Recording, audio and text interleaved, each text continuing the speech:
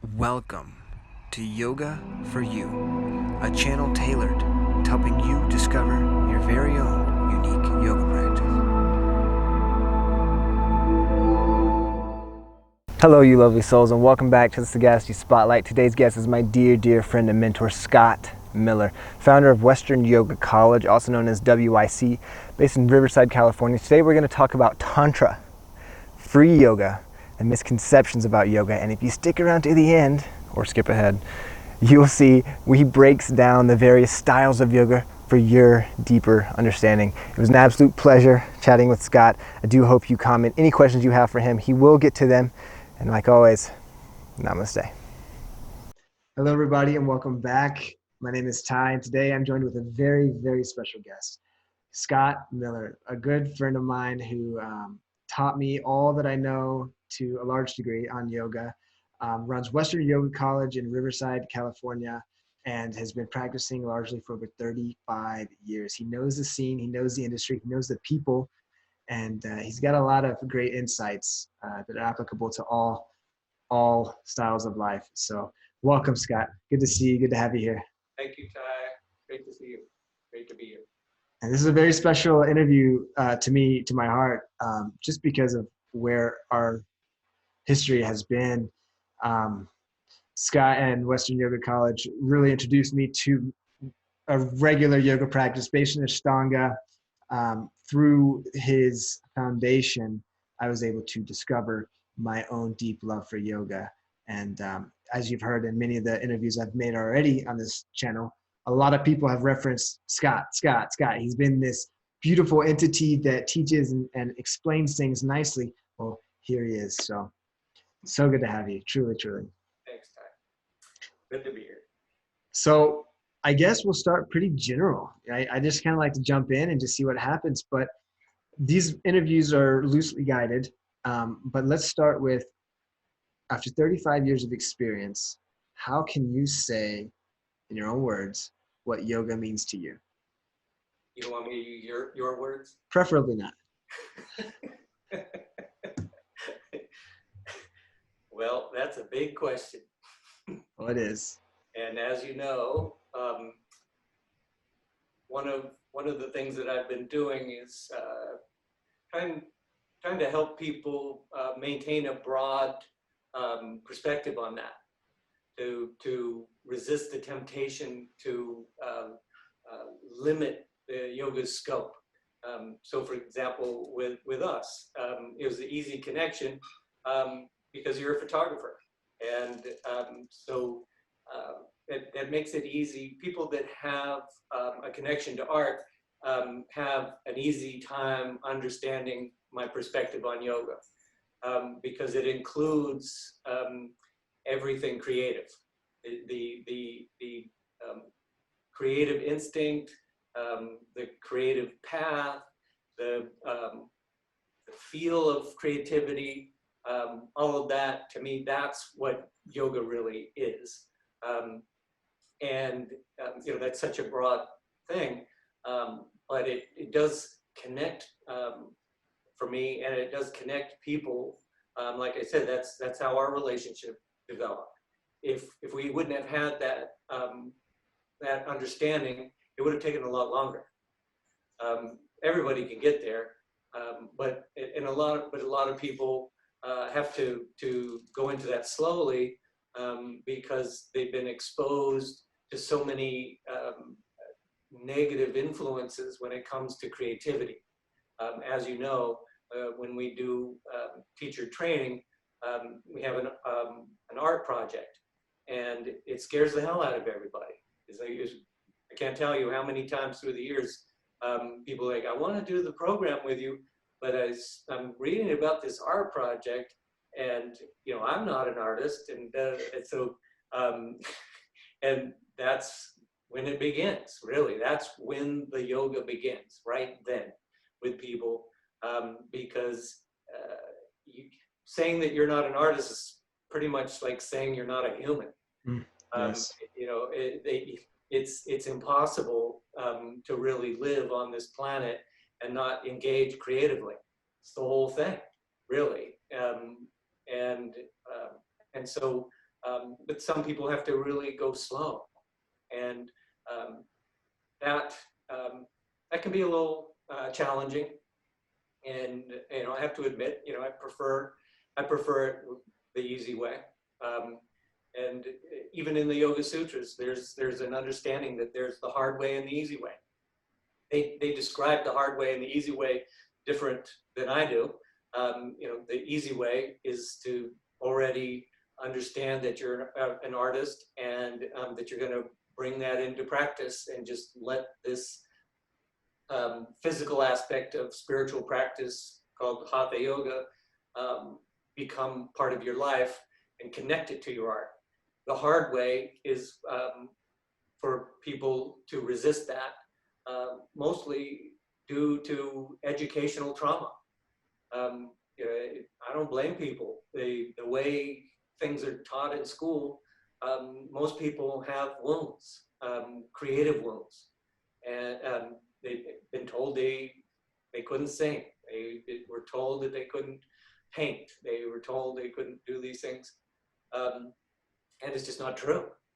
It's just that kind of. And I guess this is also generational for me. My father was an administrator in the art administrator in the Riverside School District before me for 35 years. He was doing the same thing.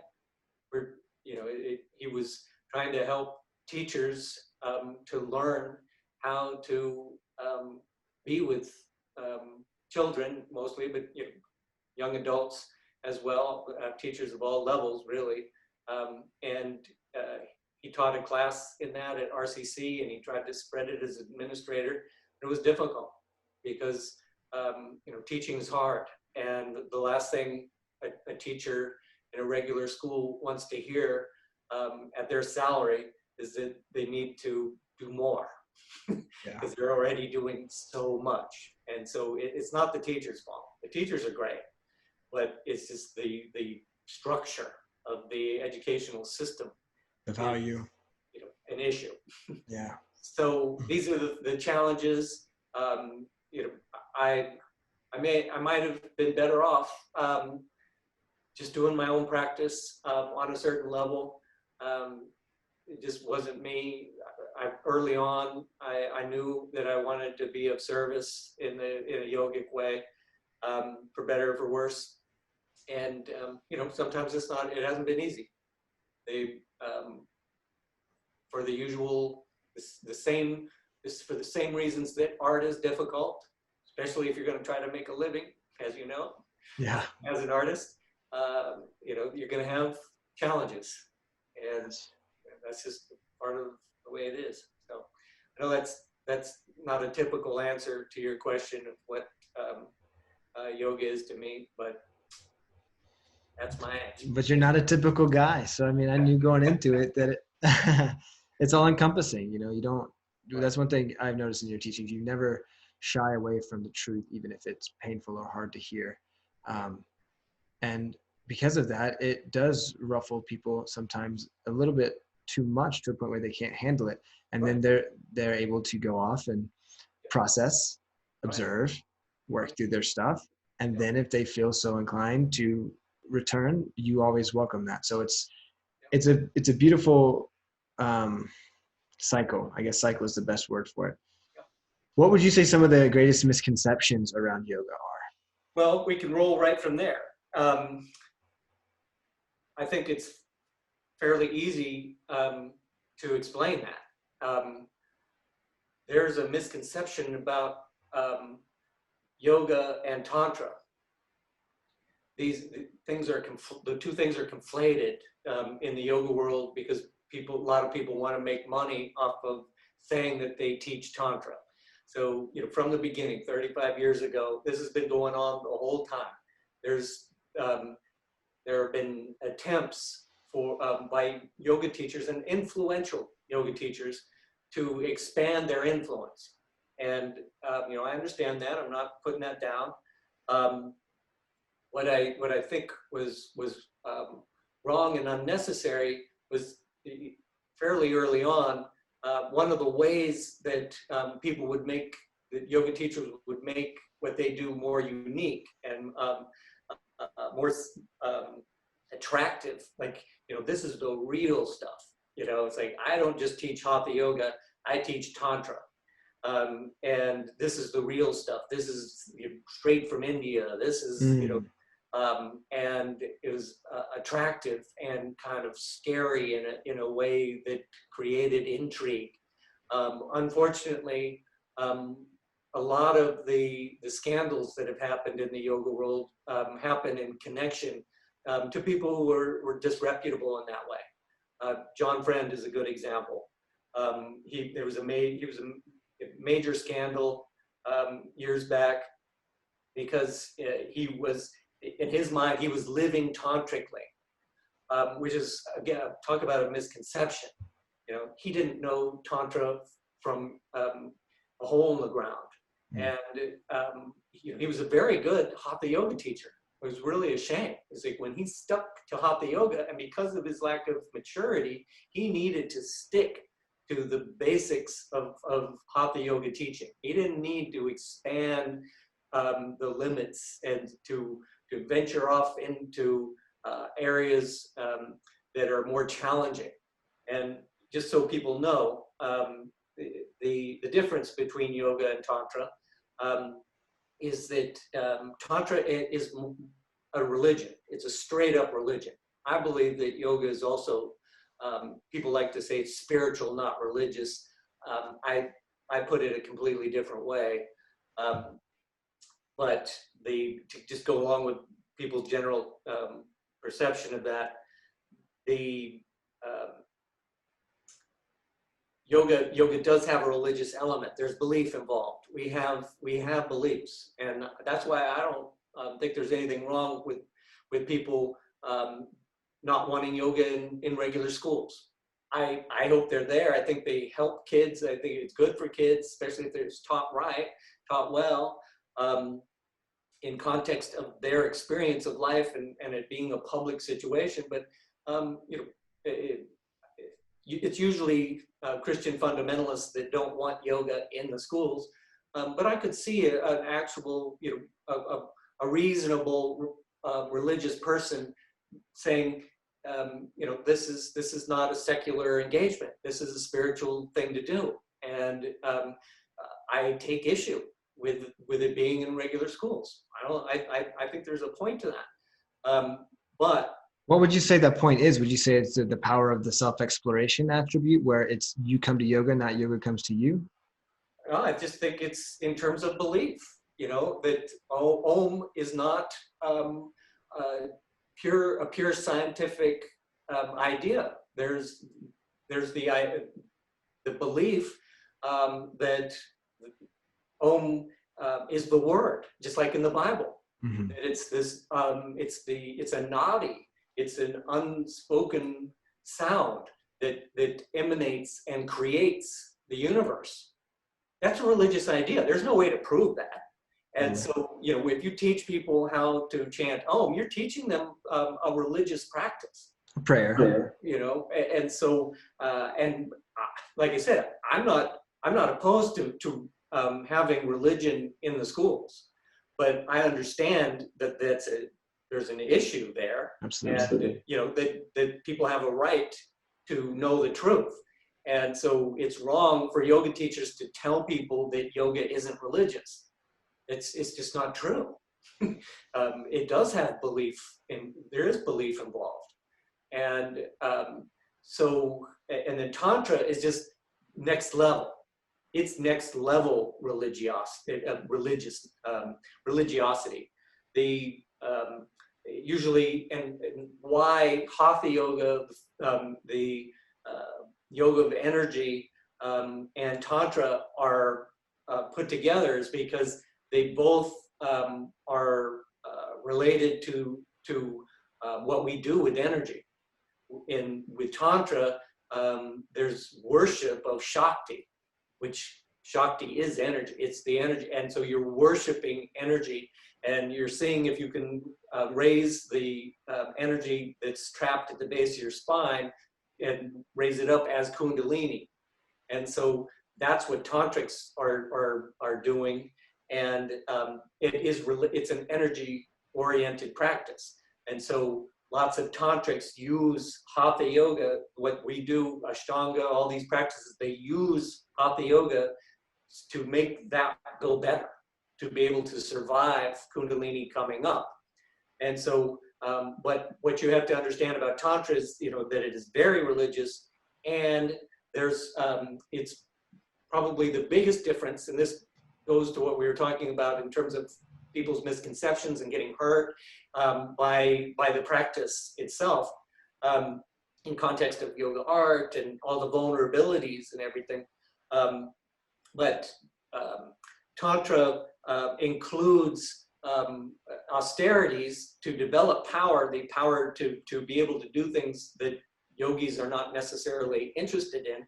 And the main thing about yoga is in terms of the rules of yoga, or the commandments of yoga, if you will, is do no harm, ahimsa. And so that's important, to understand.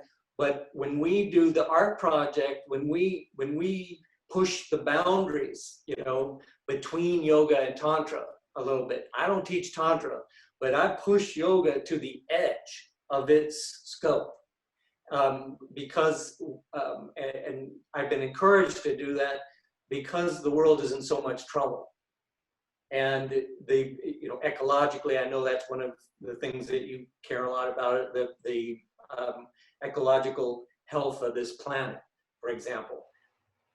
If you're going to do something about that, you're going to have to be a strong, powerful person, even just to tolerate the truth. And we've talked a lot, Ty and I, you and I have talked a lot about being able to tolerate the truth and the facts of how likely it is that we're not going to make it. There's so much going on an eco level, that most scientists think our time here is numbered, and so to contest that is going to take a lot of strength. And so I do push people in that way when I feel like they have invited it. And that is a tantric understanding of teaching. You don't teach somebody until they ask for it. In fact, tantrics say you're supposed to ask 8 times. Wow. So, yeah. And, people in our society can't handle one rejection. Totally. So that shows you're not ready for even yoga, because to do yoga, you have to be already, before you even start to practice, you need to be already able to handle on an ego level 8, or well, if the teacher agrees on the 8th one, I guess you get rejected 7 times, and then on the 8th time he or she says okay.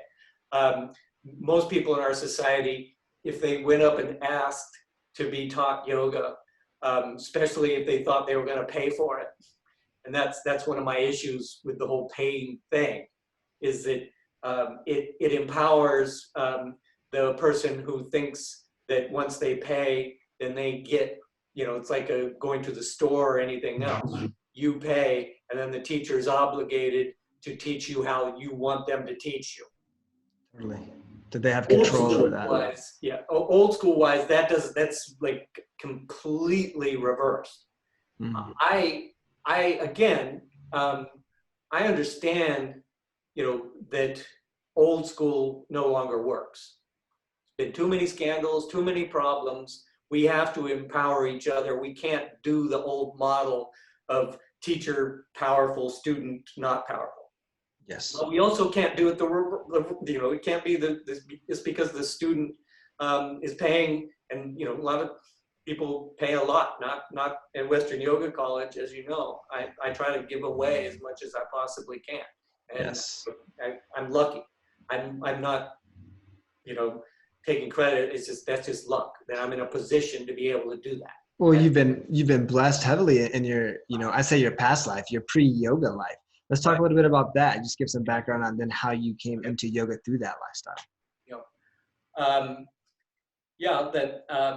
The story that I tell quite often is the day I decided that I wanted to be a yoga teacher.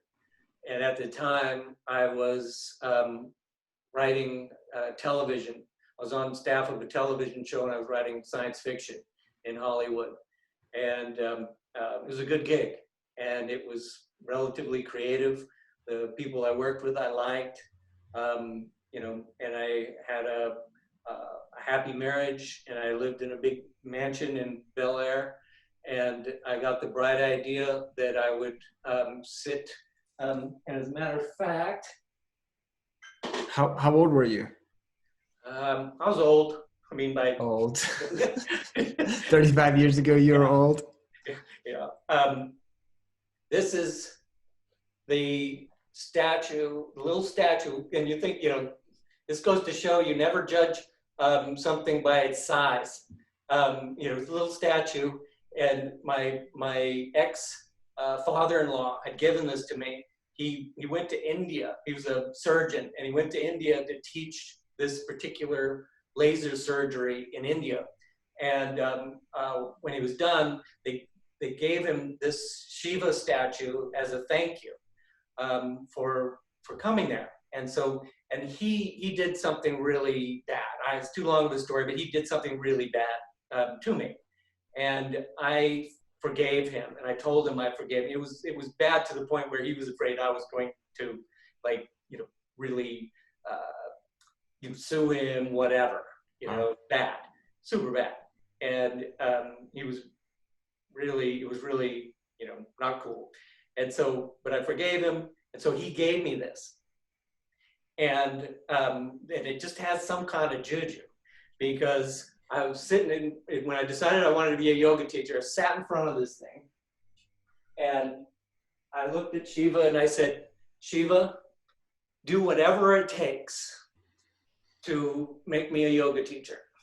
Oh, A that real was it. yoga teacher. That was Not all it one took. of these Hollywood yoga. It's like, I mean, a real one. Let's see. In 2 weeks, I lost my writer job, my marriage, my mansion, and everything. Yeah. And just like, I can't, you know, again, too long the story, but it was just poof, like it never existed in the first place. Wow. So I crawled back in front of that statue, and I said, you know, I didn't know what I was talking about. You know, I didn't know. Take it back. Yeah, there was no takebacks. There's no takebacks in Tantra. Mm. That's one of the things you gotta know. There is no takebacks in Tantra. It's nothing to toy with. And out here, it was so, one of the cut to like 15 years later, I'm out here running Inland Yoga, the big studio that I ran in town for a while.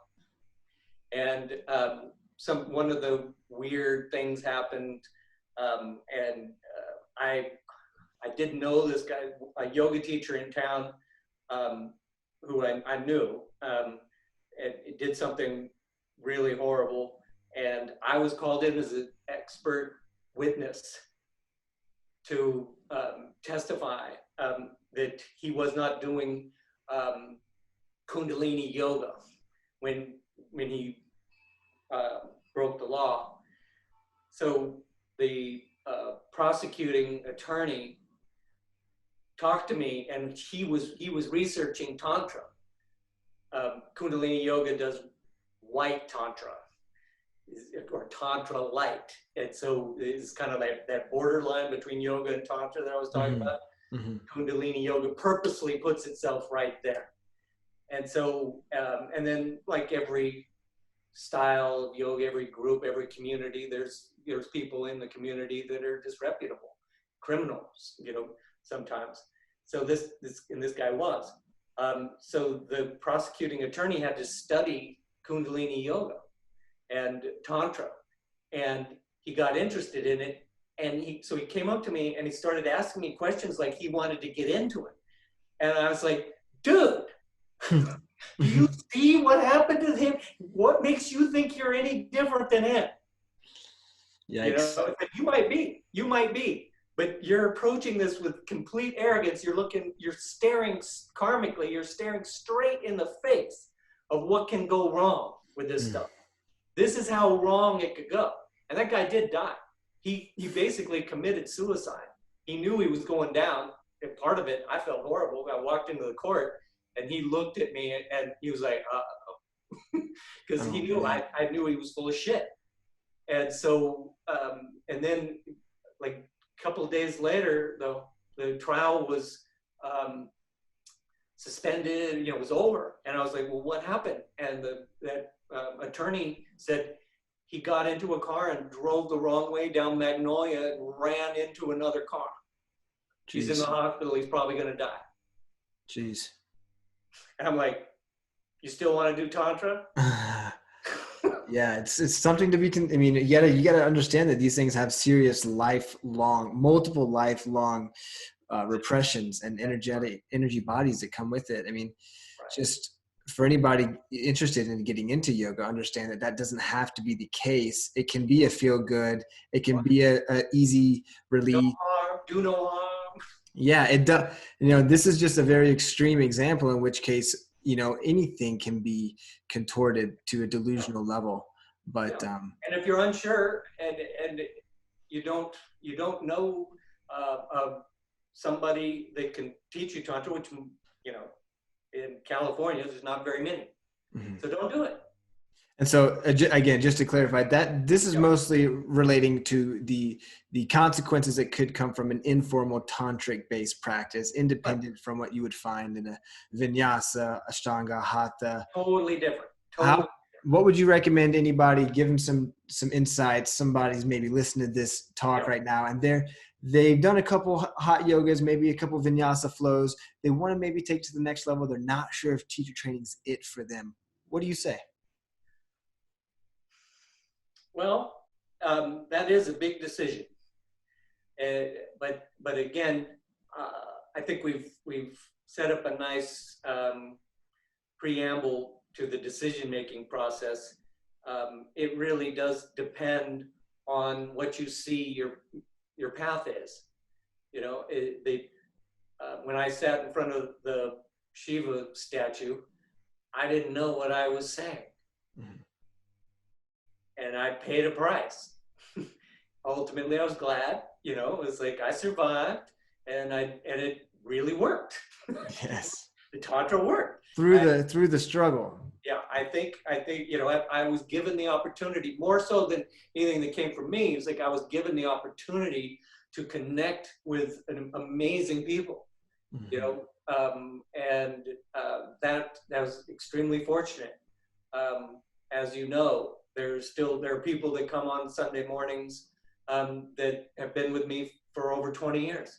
Absolutely. You know, the connection to UCR has been really great. All the professors that come in, you know, that was so it worked for me. But like you're saying, you don't have to screw up like I did and have, you know, take a chance like that. You can keep things mellow. And even in context of teacher training, you can connect with there are lots of teacher training programs, and if, say, for example, you wanted to stick with the learning how to do the poses and teach the poses, there's nothing wrong with going to teacher training in like a yoga thing. I don't know all the rest of them, but you know that that you're not going to get much religion there. In that, you know, they cut down on everything that is marginalized. You kind of so it's not hard to do. It's not hard to keep things easy and relatively safe and to do no harm in that context, because when people are trying to make a lot of money off of it, the good thing about that is that in general, they have a reputation that they're concerned about. They have a business that they're trying to protect. They don't want problems. They don't want people getting hurt, physically or emotionally. And so, some of their motivations are, particularly high level yoga, but it still works, because they have something to protect. I'm dangerous because I don't have anything to protect. Yes. It's like, I lost everything. You can't scare me. Yes. But you gained so much. You gained so much, Scott. The impact you've made in the Riverside area, the Inland Empire area over the course of your career, and the impact you're making in people's lives. I mean, in a matter of weeks, some people can come in and go right back out into the world with a whole different perspective. And, that was literally just from coming into the Mysore back in the day. Like, that was like not even that extensive, not that deep stuff. It's a big deal. Coming into Mysore, I mean, this is a style of Ashtanga, particular style of Ashtanga that is very challenging for people emotionally. The physical is not that big a deal, really. People try to say that it's a big deal on a physical level. That's not the challenge. Most people, if they're patient with themselves and have sense, can develop a very high level physical yoga practice, without too much problem. But there's certain things that are emotionally challenging, and you're right. I mean, when you come in, especially in person, now online, it's like, pretty easy. Yeah. But in person, when they're confronted, they're practicing next to somebody who's been practicing for 20 years, or just somebody who has a lot of obvious physical facility like you. They come in, they're practicing next to you, and they're like, holy shit. It's like, is that what I have to do? And I say, no, you don't have to ever do that. You do it your way. But they can't hear that. Yes. Because they're so trained to not hear their own voice. It doesn't matter that they can't hear me. They can't hear themselves. They can't hear their heart. They can't hear what's creative inside of them. And they block it aggressively because it's dangerous. And in this world, it is dangerous. And, a perfect example of that is how many, and I'm sorry to genderize it, but it out here, it has been gender oriented in this way. Usually, somebody, a woman who's married and has kids comes into teacher training. Loves it. First day, first Sangha, first community, the real community with spiritual tolerance and understanding and acceptance and love. They come in and they're just like, this is everything I ever wanted to experience in life. And they walk out, and I'll look over to Laura and I'll say, she's never coming back. And Laura, everyone would be like, what are you talking about, Scott? I say, she can't come back. She's going to get home, and she's going to realize that if she keeps coming, she's not going to be able to stay with her husband. And that's not going to be great for her kids, obviously. She's going to make that decision. I've heard it a million times. And most of the time they don't call, but sometimes they'll call. And it's the saddest phone calls that I ever get. I could start crying just thinking of some of the beautiful beings that have come in, had that one day with us, and then called me up, next 2 days, and I know what they're going to say before they say it. They feel so bad. I'm like, it's okay. Mm-hmm. You're making the right decision, you've got 3 kids. You're not going to be able to stand him if you keep coming back. And it works on a yoga level in reverse. I don't know if I should get into this one, but maybe not, huh? Relationships. Yes. But people think, the yoga couple. If I just had a yoga relationship, it's like we're both people understand, these things, and they're both working toward all these yogic goals. They understand it. They eat well, and they garden together, and they cook together. And, that's a real relationship. Those relationships can explode more than when there's when they're, and I also feel sorry. Again, I'm sorry to genderize it. This is old school, but you know, the out out here in Riverside, 90% of the students, especially in teacher training, you know, in the end, it was, I always tried to help men come into the program. That's really what I wanted to do more than anything, was to help men. I'm sympathetic to what happens to males in this culture, what happens to sensitive males in this culture, what happens to creative men in this culture. And I understand those things better than I understand all the other stuff that I end up having to deal with. You know, I really understand that, and I'm sympathetic to those men who are sitting there, you know, doing the grind. They've got 3 kids, a wife and 3 kids, and I know this is old school gender bullshit, you know, on my part, you know, picturing this little nuclear family, you know, it's like whatever. But I'm sorry, I still see this picture. This is you know, still a common picture, and I feel sorry for those men. You know, it's like they're numb because they have to be. Yeah. Who's going to do a 9 to 5 for 10 years in a business that you hate? You know, it's just like, you know, it's like, and you're putting bread on the table, and you're doing that thing, and then some, you know, your mate goes off to a yoga day and comes home. It's like, you're the biggest asshole. It's like, these people are all loving and I love them. I hate you. Yes. It's so beautiful. It's so beautiful that you brought that back around and you offered the other perspective. I think that's so key, because naturally, in the essence, and I know you know this because a large part of what I know comes from our deep, profound conversations we've had.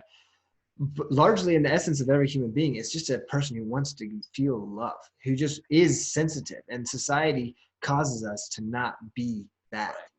And so then we cope to the best of our abilities, as you know, and we struggle and we hold tension in terrible places that makes general mobility almost impossible. Cue in some simple exercises, some movements, you begin to feel some release. And I'm sure many of the people listening have felt some of that release, that after that intense hot yoga class, you get to land that Shavasana and you feel like a puddle of ooze. It's fantastic, right? But there's so much more to it, and understanding that it's, you know, just as much as it is in the female and the masculine. Yeah, to feel that. I remember one of my favorite moments like that was a Shavasana, and an 11-year-old boy that had a really hard time.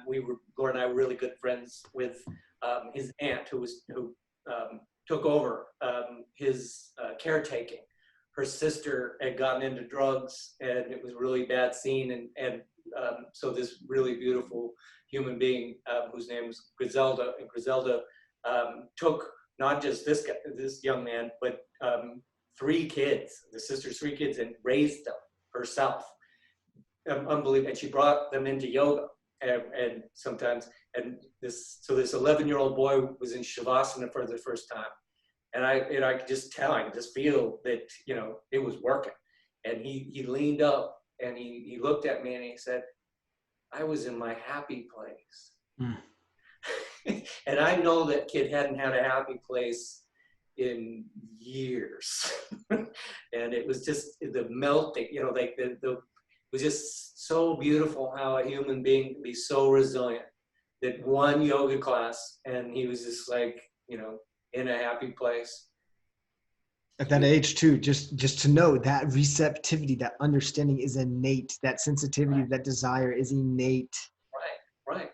And then, and how natural it is. That's the thing, you know, it's like, you don't get this so much. In the old days, part of the resistance was, you know, the idea that yoga was just goofy, you know. Oh yeah, energy, you know, it's like you know, that's, people, I think most people, you know, have a little more sophisticated, even people that don't do yoga have a more sophisticated understanding of it. But it's just so natural, you know, to want to experience the things that we experience. You know, when my dad died, he hadn't spoken in 2 days. And we didn't think he would ever talk again. And so we were doing a chant around him, my whole family, and it was cute with the hospice worker was like, "What religion are you people?" You know, trying to figure it out. You know, it's like just. And you said Tantra. Right, right, and it was. In that moment, especially my dad hadn't spoken in 2 days, and we were doing this chant, and he started to Om with us. And you know, he was not a yogi. He was a musician, but you know, so he was used to joining in with things. But he Ommed with us. It was just like Gandhi. You know, it was the last sound he ever made. And they, you know, in the Hindu religion, if you say the name of God while you're dying, you're immediately transported to a higher, you know, incarnation of some sort. And I was like, I don't know if you deserve that, Dad, but oh man.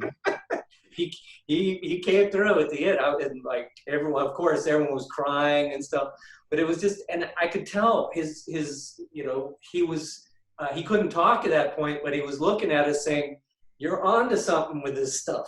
You know, it's like this stuff is exactly what I'm experiencing when I'm letting go and this energy and everything. This is the real thing. All this other stuff that we're trying to make important and matter and make such a big deal about, it's like, this is the stuff right here, that sound. So, you know, even though I said that Om is religious, doesn't mean that it doesn't have a reality to it. You know, that's the thing that people don't understand about the difference between religion and science. With religion is just as important as science in terms of knowledge, understanding. They're just totally different. And you know, New Agers and everybody always trying to, you know, bring the two together.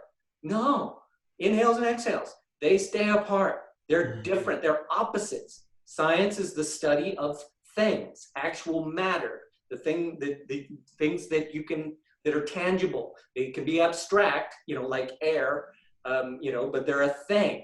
And science does not study anything that's not a thing. So don't ask scientists any question that doesn't involve either a physical thing or something like gravity. Gravity is a thing. You know, you can test the existence of gravity. Gets a little mushy and, you know, has a non-thing. But then on the religious side, you know, that's speculation. You can do, there are bad scientists and there are people that do bad science. And there are good, you know, and there are good scientists who understand what science is and they keep to science and they get it. Same thing with religion. There's people that are really bad at religion, and there are people that are really good at it. And in my opinion, the people that are good at religion understand that it's speculation. If you can prove that something is true, then it no longer needs to be religious. Mm-hmm. But it doesn't have to limit it. You know, these two things don't have to be limited the way they are, and they don't have to expand beyond their scope. Both things are true. And it's very hard, but people need to be good at both. If you're not good at both, people, you know, scientists think they don't need religion. They just don't understand how religious they are. Mm-hmm. The scientists who say that are super religious. They just use science as their religion. And that's a problem. That's a real problem. And then, you know, same thing with religious. You just understand that the two things are separate, and that we should all be as good at both of those things as we can possibly be. It's super helpful. And so using that breakdown, you would say spirituality falls under the category of religion because it's the practice of the observation of energy. I'm glad you asked. I have a very good answer. I knew you would. So, as you know, from yoga, there's always, things always appear to be like dualistic, like the two things. And yoga is dualistic, inhales and exhales. This is, you know, complicated Sanskrit, but Purusha and Prakriti. You know, there's these two sides, and it also goes in terms of the three energies. You know, so we think, well, I'm either going to relax or I'm going to be active. Vital is the same as active. People look at energy as those two types of energy that we experience. But really, there's a third energy, which is sensitivity, the sensitizing of you can relax and you can be active. And both of those things, if they go well together, if you get enough relaxation and enough activity, then you're going to be super sensitive. You're going to be sensitized to, and that's the third energy.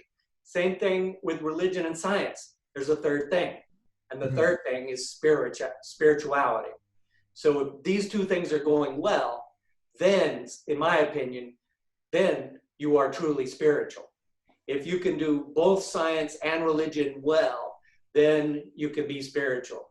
If one of these things is not happening, if there's an imbalance between the two, it's not going well, I don't believe spirituality happens. Interesting. Very, very beautiful way to break that down. I mean, and so Scott teaches, leads, guides this yoga teacher training, 200-hour. He's been doing it for years, probably close to 2 decades, maybe even more on that alone.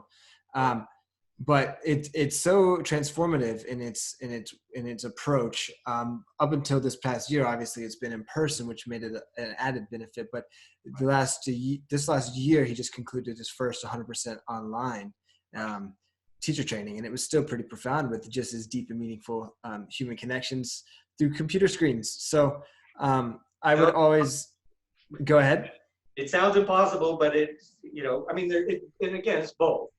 It's there's so much less of a human connection that it's kind of tragic, but this is kind of tragic. Yeah. But then there's the miracle of the fact that there still is connections made. Exactly. And when those connections do get made, it's like, wow, I would have never thought this could happen online. Yeah, I would call it the power of perseverance. Yeah. The power of We drive. Yeah. So I'm definitely going to link a lot of the information on how you can get up with WYC and Scott below in the description section. So be sure to check into that, because there's going to be a lot of good, useful information down there. The other great thing about what we do in that way is that it's free, especially people that need it to be free. And you won't have to feel weird about that or anything. It's like, because it's, totally okay. And trust me, we make it okay. And that freeness is miraculously enough free. It does exist, is what he's saying. It does exist. And it's also can be called a gift. It's a big time gift. And it's a gift from the universe to your mind's eye right now in this moment. You just heard it. There's a reason you've listened this far. There's a reason you clicked on this video. If you're not already tuned into this connection, welcome. Scott, I want to open it up to you and just generally, as general as you can. I know it's maybe a big, tough one for you, but I have faith.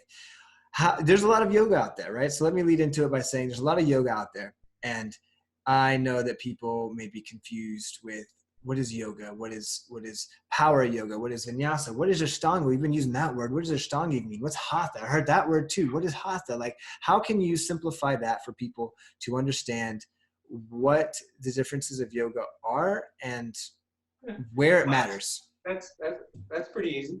But it's funny, Ty, you might want to edit this to the beginning.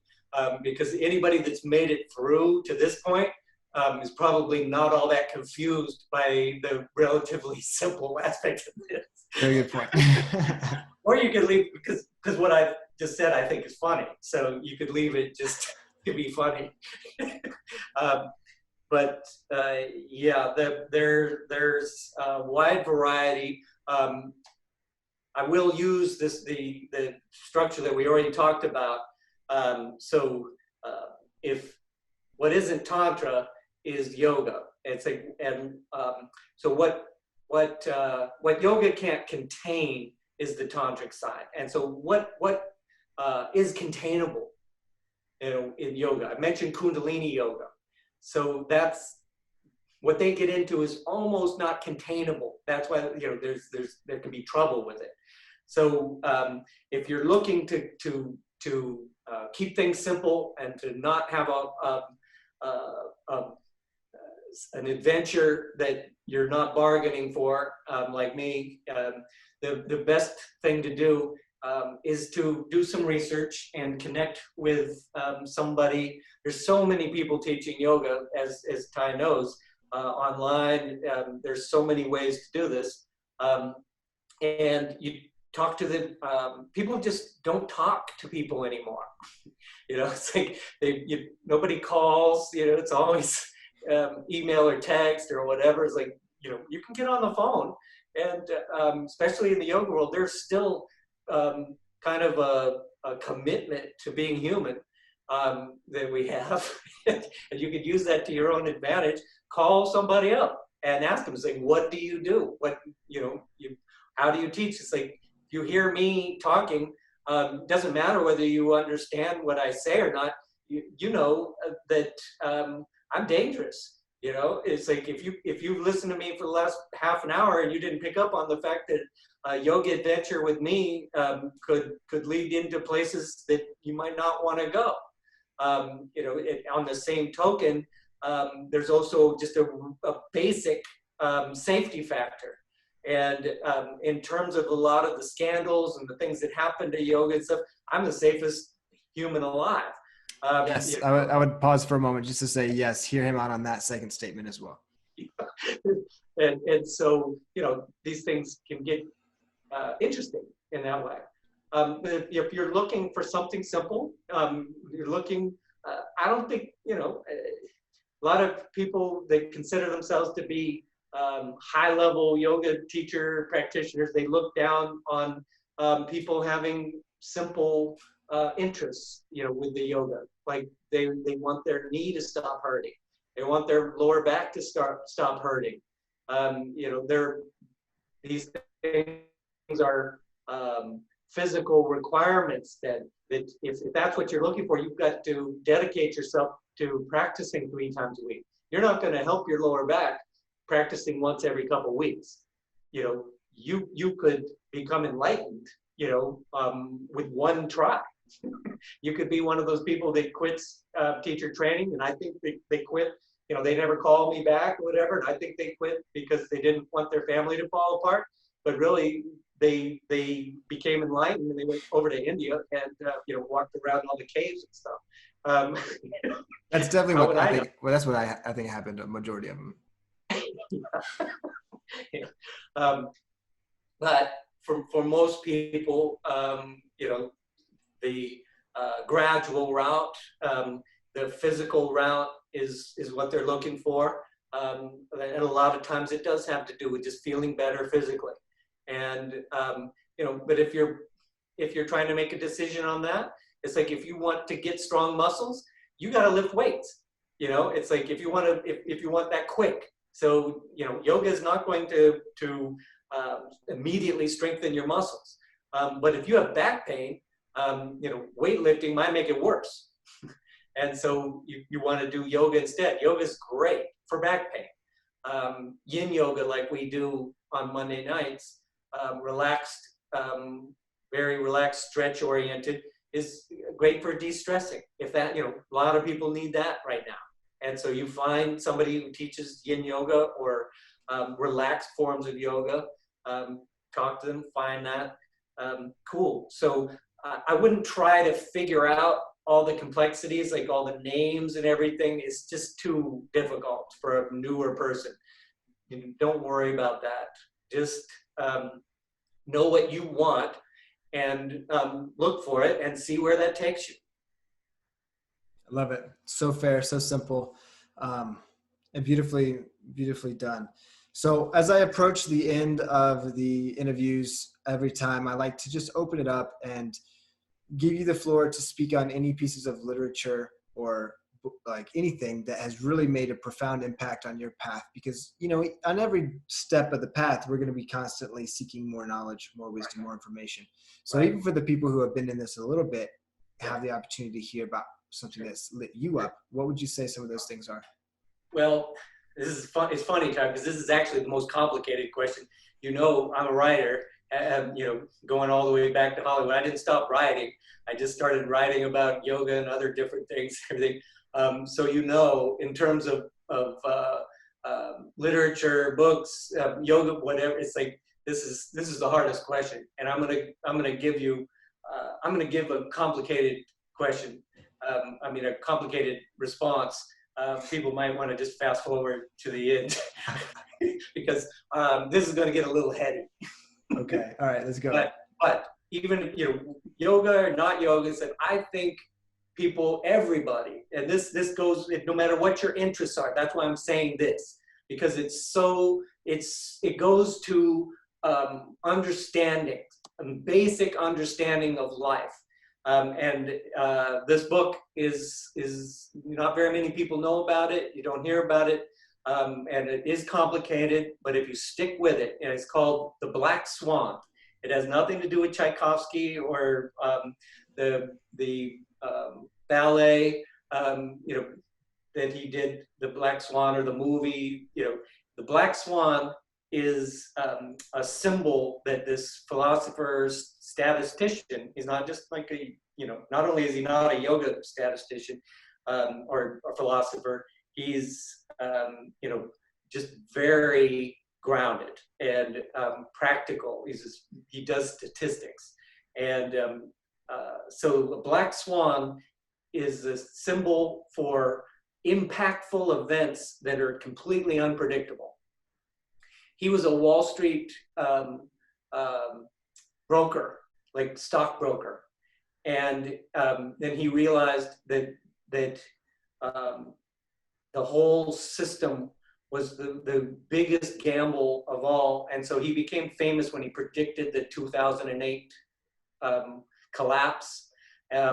Or people credited it with because of what he was saying. And he came out and said, you didn't understand what I was telling you. I wasn't saying I knew this was going to happen. I was saying that it was going to be incredibly impactful, and that everybody's trying to pretend that it's not going to happen, and that the things that have the biggest impact on our lives are never predictable. They're always the things that we can't and they're just random. It's completely random. You know, like this pandemic is the perfect example of a black swan. Yoga is a positive black swan, and this is how funny this is. So this Taleb guy is writing this book on the incredible impact of the completely unpredictable. So it's like 2000. He's in New York. He's writing this. You can see him on his little typewriter up in some, you know, building. He's looking down. A second, what does he see?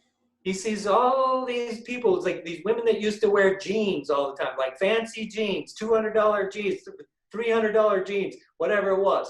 Then one day, they all start wearing these weird, different kinds of stretchy pants. It's like, what the hell is happening? Did he even ask himself? There he is writing about this kind of impact, and he's looking down and he sees all that, misses it completely. Everyone's religiosity changes. He misses that completely. He goes by bookstores and there's like Christy Turlington, you know, yoga selling 10 million copies. He's like, he misses that completely. So he misses the fashion, the religious shift, the business. Yoga goes from 0 to $3 billion business in 2 years, and he misses that. Yoga is like arguably the greatest black swan in the history of the planet, especially if you're talking about positive black swans, you know. And the guy writing the quintessential book about it misses that. That's how blocked we are about things that are going to impact us so hugely. And here we are thinking that we can control stuff, thinking that we've got everything the way it's going to be. And, you know, I'm not saying, you know, you take my life. There I am in the studio. You were there, you know, everything's the way it is. It's like 2 weeks later, bam. I'm sitting, when I did that Shiva statue, 2 weeks later, bam. I don't know if it was Shiva that did that, you know, but I do know that in just this wave of change just hit. Yeah. And, you know, we can be in denial about that. We can, you know, try to control things, think that we can figure out the stock market when you can't. You know, that's basically what he's saying. He said, going to Vegas is smarter than doing the stock market. Says, because it's just so, impossible. And people, he said, and he also said never, and this was not a hippie. He's totally not a hippie, academic dude. He said, never trust anybody in a tie. No, never trust anybody that wears a tie, because people that wear a tie think they're experts. Mm. And there are no experts. Yes. So, I mean, it's just beautiful. There is, along those lines, there's some repetition. So, if somebody's done something successfully, like they're a knee surgeon and they've done 2,000 knee surgeries and it's all worked out, that's a good bet. If they can give you, statistical evidence, that's the thing. So, but other than that, we need to be aware of how our lives will be rocked, and to accept that, to understand it, and just to live in relationship to vulnerability. That's his big suggestion, really, is to live with the understanding that you don't want to be locked and tight into one thing. Stay fluid is his suggestion in life. In all, even if you're like trying to save money, it's like have like fluidity in it. just dance, basically. So anyway, Black Swan. It's a great book. Yeah. Black Swan, you heard it here. The link is below. Wow, just dance. What a way to close it all out. What a journey that was. I knew it was going to be beautiful and all-encompassing.